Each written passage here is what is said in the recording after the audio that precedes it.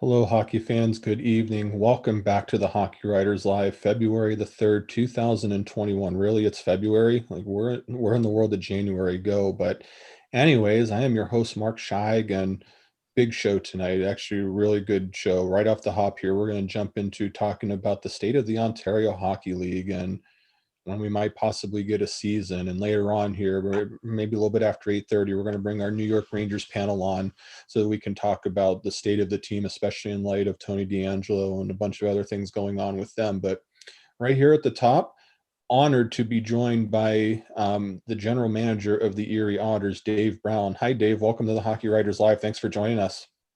Thanks, Mark. Glad to be here. Absolutely. So just first off, how are you doing? I mean, normal in a normal season, what, August, September, October, November, December, January, February, we'd be more than 6 months into a potential season. And here we are, we're still waiting. So just how are you doing with things right now? You know what? I mean, I'm as eager, myself and my staff are as eager to get going as the players are. And Mhm. obviously, some things holding us back at this point, but you know what? We're trying to organize everything and take advantage of the time that we've had to work on some professional development stuff. And I know organizationally, I mean, we did a 12-week program with the players. Throughout the summer months, we did 12 straight months or 12 straight weeks. And then we also did an additional 6 weeks with another program that we created. So we've done some programming that we created internally as an organization with the help of, Core 5, Al Hammernick, our team psychologist and Doc Hogan and our coaching staff. So we're pretty proud of the stuff we put together. We had some great guest speakers as well through that time. We had Trevor Daly, Jordan Nolan, Theo Fleury. I'm trying to think. I don't leave anybody. We had the Black Girl Hockey Club Mhm. programming as well that we did. So you know what, we're trying to cover off a lot of different avenues that maybe we normally wouldn't have the time to do. And I know we gave the guys some time off leading up to Christmas, the week leading up to Christmas, and we restarted our programming again today with just a simple Zoom call with all the guys just to get on. And we did some icebreakers and conveyed some messaging that maybe we wanted out there to the players so that they know what's going on. But outside of that, I mean, you try to keep busy and whatnot, but it's been difficult. And I think the players deserve a ton of credit because they've been patient through this whole process. And Mhm. you know it's tough. Yeah, we're going to jump into a lot of what you said too, because I just think that what a lot of the Erie Otters are doing, what they stand for, the professional development. You mentioned the Black Girl Hockey, among other things. I mean, there's some really cool stuff going on here. But Dave, just right now, just from your standpoint, I know there's a lot of planning going on, a lot of different things. What does constitute your typical day right now? You know what? I mean, I've been blessed to be given the opportunity to be, to take over a position on the business side as well. So I've really been trying to learn the ins and outs of the sport business and what makes that successful. Because clearly, how you run a hockey team is not exactly a cookie cutter process. And some of the ways you get the processes that you get to your final result are not always the same all the time. A lot of it's reading personalities, reading people, and understanding what you have as resources. On the hockey side of things, it's kept me busy. It's given me an opportunity to work with our staff and understand the ins and outs. And I've got a newfound respect for when it comes time for budgeting, which I'm sure our CFO is pretty excited to hear. I look at things a little bit differently, so I try to split my day up. You spend a little bit of time on the phone, just chatting with other GMs or agents. Just to find out what the temperature is out there, what's going on. Clearly, there's not a lot of trades to be made at this point. Trying to stay up to date with regard to scouting, but again, it's really hard without the quality of video that's out there for the players. It makes it hard to video scout if you can't see numbers. And you don't know who players are. So, we're trying our best to do what we do and try to keep busy through this time. And you know what? Thankfully, due to how strong our ownership is and some programming that the governments have had, we haven't had to furlough anybody. And I Mm. think our ownership, Jim Waters, deserves a lot of credit for that. That's really good to hear. Is not everybody's been lucky. I mean, to be stable like that, especially now, just speaks wonders to just what's going on within the team. Dave, I think the question that a lot of people want to know, and you may or may not have all the answers. I'm sure you probably don't at this point, but just where do we stand on a potential season? I know you cited earlier that there are some potential pitfalls and different things going on, but has there been any progress made? Are we any closer at all, at least as far as you know?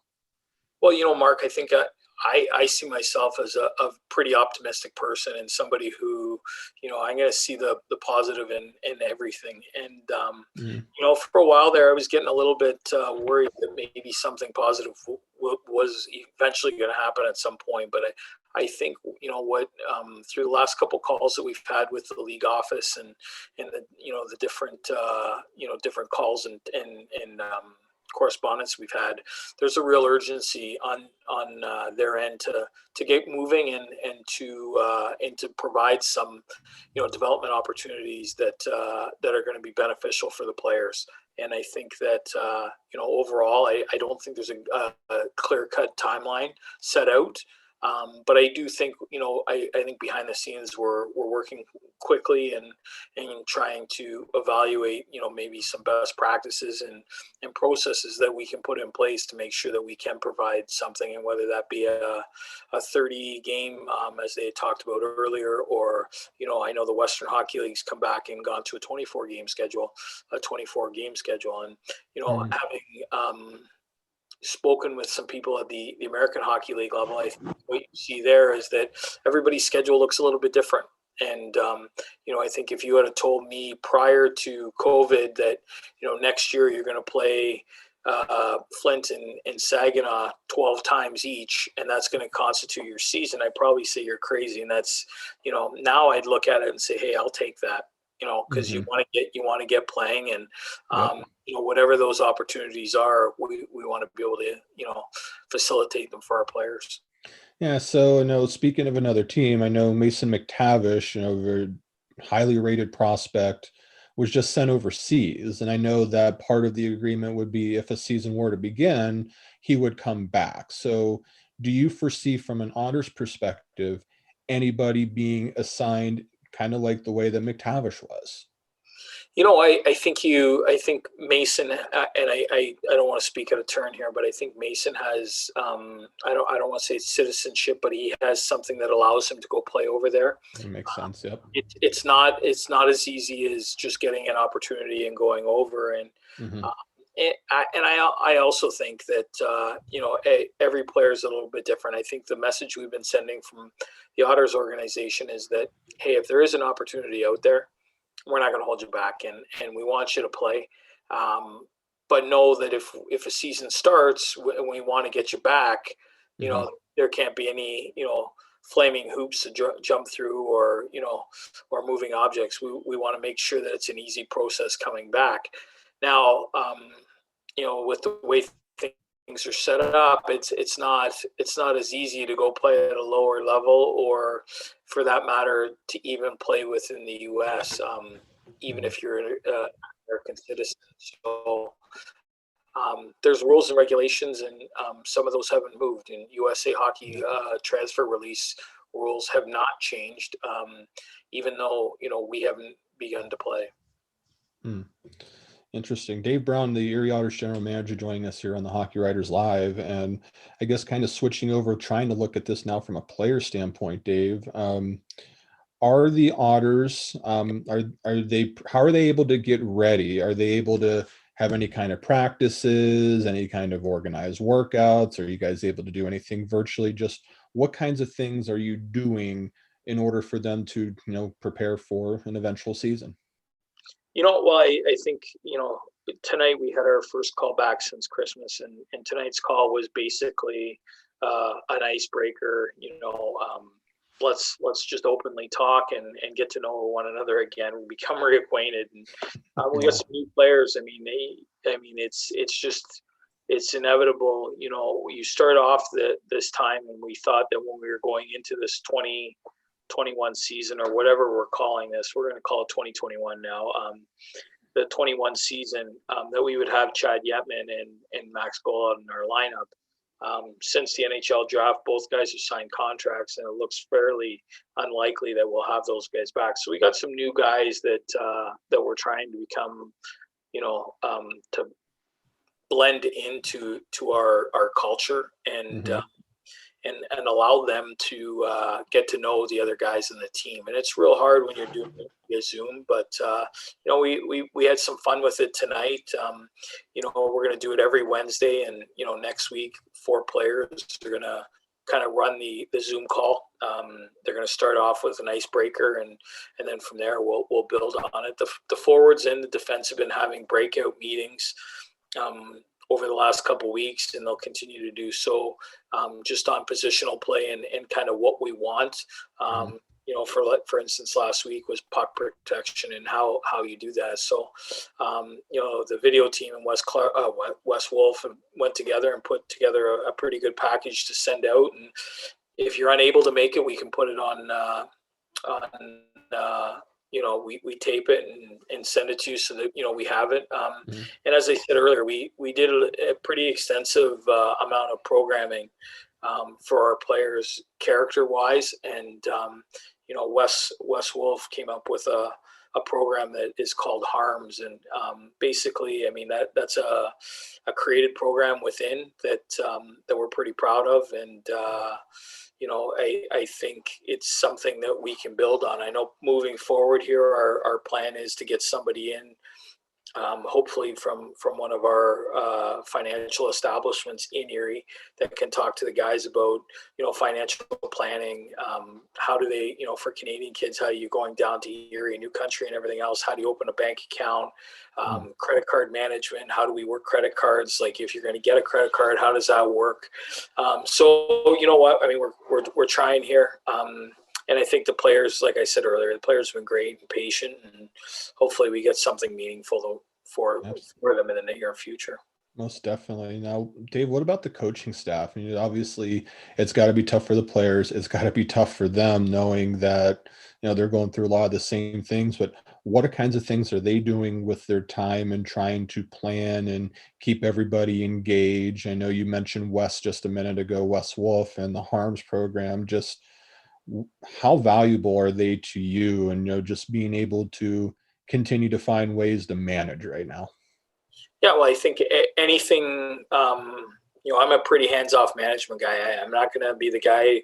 I'm not going to dictate things. I'm not going to, boss people around until I think we handle everything like a team. And I think Mm. that's the thing. The programming was extensive through, through 2020, and it took a full team. The players did a great job. There was homework assignments throughout the summer that they had to hand in on a weekly basis, and we broke it up as a team and put a lot of we critiqued their homework and talked about ways that we thought they could improve certain things. Whether that had been on uh, different topics. I just think we handle it all together, and Mm. I think that you know everyone's been pretty busy through it all. So and like I said to the players tonight in the call for their brief update, in terms of return to play, I think coaches and management, and we're creatures of habit too, and we see the game for us is like an addiction, and we want to get Mm. back playing as much as they do. Absolutely. About quarter after 8 here, Dave Brown from the Erie Otters, general manager, joining us on the Hockey Writers Live. And, so I'm curious, as you mentioned, with the players, how the schooling, normally when the players are down here in Erie, they normally, there's an education program, they go to a local school. How has that changed? Are they doing schooling up home? Are they able to do stuff virtually? Just what changes have been made, especially for schooling? Well, I think that was a call that we had to make quickly, Mark, and I think Mm, Jamie Sinzinski, who looks after that on the behind the scenes, she made a quick call through the summer that we were almost going to have to abort the great relationship we have with Fairview mhm, school district in terms of our players being in the classroom this year. A couple things, obviously, clearly we didn't know when they were going to be arriving back in Erie, which would create a little bit of an issue. And one of the mhm, things that we've done as an organization is we've started training camps early the past few years with our relationship with Fairview to ensure that the players are in the classroom. And anybody who knows the Ontario Hockey League knows that traditionally we don't start up till the Monday prior to the Labor Day weekend. mhm, That would mean that our players in some time would miss if we were in training camp, we would miss close to 5 to 6 days of school. And you know what, organizationally we believe in academics and its importance, and we thought that had to change. So in the summertime, when it became evident that we wouldn't be able to have our players back here, Jamie Sinski was um, pretty on top of things and made sure that we made the right calls. So the players are all enrolled in their home school, and clearly up here in Ontario, for the most part, most of the players have been doing online learning. So the transition will be fairly easy when that time does come, and we're not going to shy away from any financial costs that needs to be incurred to ensure these guys have the utmost academic success. mm. Dave, kind of switching gears here. You mentioned a little bit earlier about the scouts and other things like that. So, that there has to be a lot of creativity because there are no games being played. So, do you notice that teams or scouts are reaching out to you, maybe to ask about how a player is handling certain things now off the ice, or just how's that situation being handled? You know what? I think I've noticed there've been a lot more action as of late from a lot of the NHL guys, which I think you're referring to. But Yeah. yeah, just to have dialogue over the telephone and maybe go through some Zoom interviews, and sometimes with the schedule that you have Mm, in season, it becomes very difficult for the scout and the player to get together. And I think there's one thing that COVID's been great for is it's taught us about technology and ways that we can get together and make sure that we get to know one another and have a little bit of FaceTime as opposed to, over the telephone or via text or email. So I think from that perspective, I noticed there's been a little more steam the last little while, guys reaching out, wanting to talk to different players, and mm, or just simply asking questions. I'll be honest with you, I try to refer a lot of that to Chris, and for the simple matter that, hey, you know what, he's the guy that deals with these guys on a day-to-day basis on the ice and mhm. on the bench. And I know how important character is to us, and I think sometimes no better place to hear it than from the coach. Definitely. Now, Dave, when it comes to the potential return to play, is this a situation where the Otters are going to play in Erie? And if so, do you feel like that there could be a limited number of fans? Now, I know the state has certain guidelines. I know that the league and the local health department have their involvement too, but just as far as you know, is the goal to have games in Erie, and could there be fans in your site? Okay, I think first I want to be careful how I answer this because I'm Mm, clearly as I'm new to the position. So my understanding is that as per state guidelines, we could have up to a maximum of 5% capacity, that is what I understand too. I can confirm that. Yep. which roughly would be about 320 people once we subtract out players, staff, arena Yep. staff, and whatnot. So that's kind of the number we're looking at. I'll be honest with you, Mark, we haven't been given any inclination one way or the other whether Yep. games are going to be played. in Erie, or whether they're, we're going to be playing in bubble. I understand that the Quebec League is done both ways. They've done, in the province of Quebec, they've done bubble, and in the Maritime provinces they've done a regular schedule. The Western Hockey League, to my knowledge, the Alberta League is they're gonna play in everybody's arena, I believe, and then in Saskatchewan, just a little while ago, before I hopped on the call, I saw Jeff Merrick said something out about saying that they were going to have WHL. a bubble, Yep. yeah, and they're hoping that Manitoba and Brandon could join that. So, or Winnipeg, sorry, and Brandon could join that. So, you know what, we haven't got that far in our return to play programming. I would like to think. I think bubbling is hard. So I think we're just looking to, like I said, I think we're eager to get going on something, put something in place that allows the players to show their skill and their abilities, and make that next step in the development process.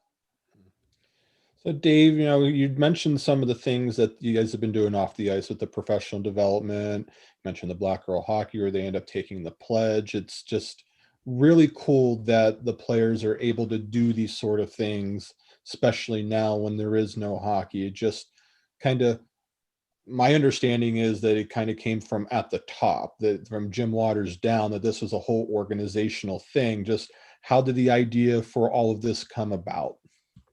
Well, I think firstly how it started. Um, to be honest, I mean, I want to give credit where credit's due. Is Al Hammerneck, who works for Core 5 and has worked with the Erie Otters for quite some time Mhm. on character development. And our players take a pretty extensive test every year. We get a report back from Al in regards to best learning habits, best way to deal with each individual. It's a little bit of an educational part where we get to learn more about our player on a more in-depth basis. From there, we thought, okay, hey, there's we get to see the growth year to year on the players, and we went back to the scouts and said, hey, listen, character matters that much to us as an organization, and to me as the general manager who's going to lead this. That, you know what, I only want good. I want good people, and I don't want to have to spend 90% of my time with 10% of my players. So we made a concerted effort to change how we approach the draft process, the interview process. Mm. From there, Al came to me with this idea of doing modules, he called them, and I said, okay, let's give it a try. And we tried it last year in season. But I think what happens is when you're in season and you're on the ice, you're practicing, you're playing games, you're in the weight room, you're doing community events. Sometimes the things that matter most get forgotten. When COVID hit, I thought to myself, hey, I wanted to do something for the coaches and the staff. I said to Al Hammernick, how about we have a weekly call with the hockey ops staff, and Mhm. we go through these modules that you had talked about. So we started going through, and to be honest with you, I think we were all a little bit hesitant or somewhat reluctant when it started. Um, Mhm. but from there, it gave us some great ideas, and it was in a breakout session where we just we came up with some more ideas and decided that, hey, these modules are good, but we could change them a little bit. And we changed them a little bit to be more hockey specific and more specific to how our players may relate to the concepts.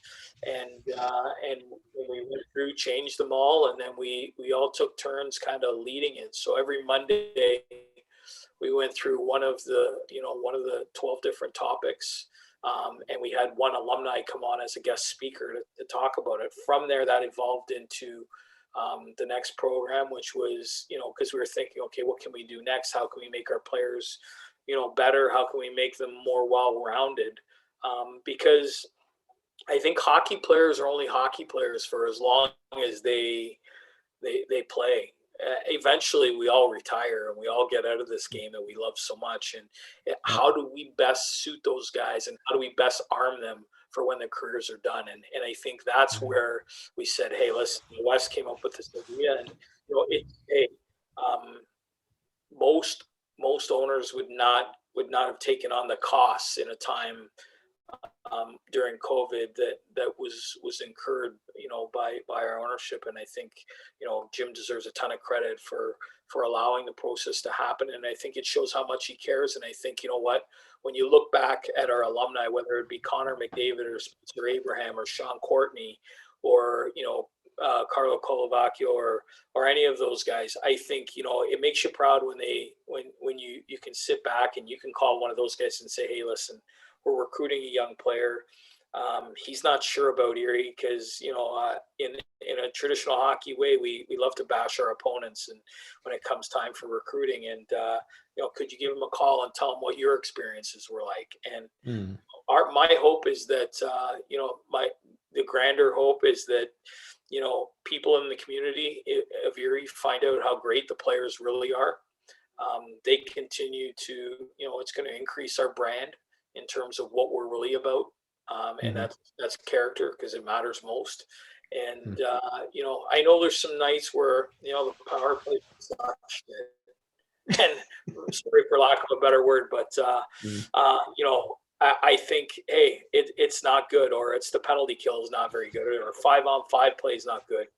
Um, but at the junior hockey level, there's some things that need to be learned, or need to be learned and taught.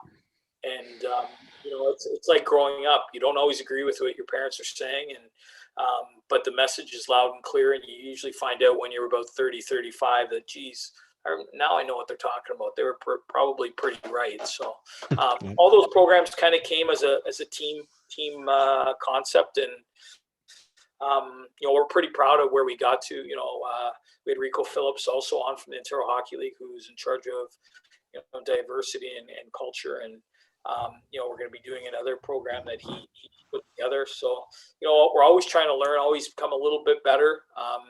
And we're hoping to lead the way in terms of how hockey organizations think and how receptive they are to new ideas and new concepts. Definitely. Now, Dave, got what time for one last question for you, and I think this will be of interest to a lot of people. Just from your perspective, what would you say would be the next kind of big thing to watch for in the timeline? I know that there's a lot that has to be worked out here, but what should we look for? Maybe evidence that we're starting to see that progress. I mean, I think, yeah,